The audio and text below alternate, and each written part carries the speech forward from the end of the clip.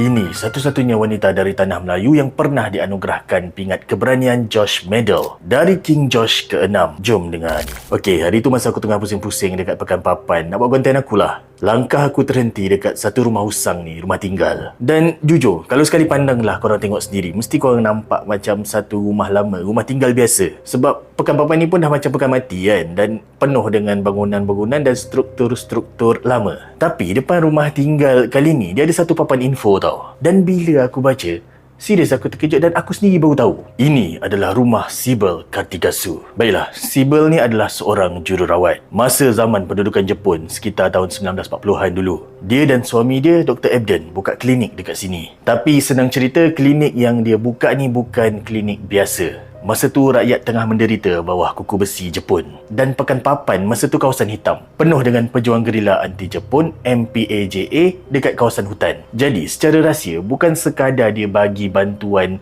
ubat-ubatan dekat penduduk sekitar tu, Sibyl juga bagi bantuan perubatan dekat pejuang gerila anti-Jepun ni dengan kod nama Josephine. Bukan tu je, Sibyl waktu tu ada simpan juga satu radio haram waktu tu yang dipanggil Bolton. Kalau tak silap aku, dia sorok radio tu dekat celah-celah tangga rumah tu untuk dengar berita BBC. Dan berita serta intel lah pasal perang dia sebar dekat pejuang gerila anti-Jepun yang ada kat situ. Tapi langit tak selalunya cerah. Pada tahun 1943, Sibyl ni ditangkap Kempetai, polis tentera Jepun yang memang terkenal dengan kekejaman diorang. Korang bayangkan, dia diseksa teruk atas tuduhan membantu gerakan penentang. Dia melalui seksaan yang kita sendiri tak mampu nak fikir. Kuku dicucuh jarum panas, tulang belakang dipukul sampai dia lumpuh. Malah tentera Jepun ni, dia punya kejam dan gila, ugut Sibyl ni nak bakar anak perempuan dia depan dia. Tapi Sibyl ni kental.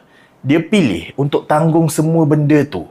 Dia tak nak jadi pengkhianat. Kalau korang rasa korang mampu ke buat dan tahan seksaan-seksaan yang gila macam tu? Keberanian Sibyl waktu penjajahan Jepun tu diiktiraf dunia sampai dia dianugerahkan pingat keberanian George Medal dan jadi wanita tunggal dekat tanah Melayu yang pernah terima pingat tu. Tapi korang tengok sendirilah footage yang aku ambil ni. Bila aku berdiri dekat depan rumah ni, jujur aku rasa ralat. Rasa kecewa sangat. Binaan nombor 74 ni seolah-olah dibiarkan mereput macam tu je. Sibyl meninggal dunia tahun 1948 pun sebenarnya mungkin sebab kesan kecederaan dalaman dari seksaan yang dia terima. Kita selalu sembanglah pasal nak hargai sejarah. Tapi realitinya, binaan ikonik macam ni pun makin hari makin diabaikan. Yelah, logiklah dengan keadaan struktur dia yang dari kayu. Kalau tak dijaga, aku tak terkejut dalam masa beberapa tahun ke depan nanti, rumah ni mungkin tinggal tapak je, atau lebih sedih mungkin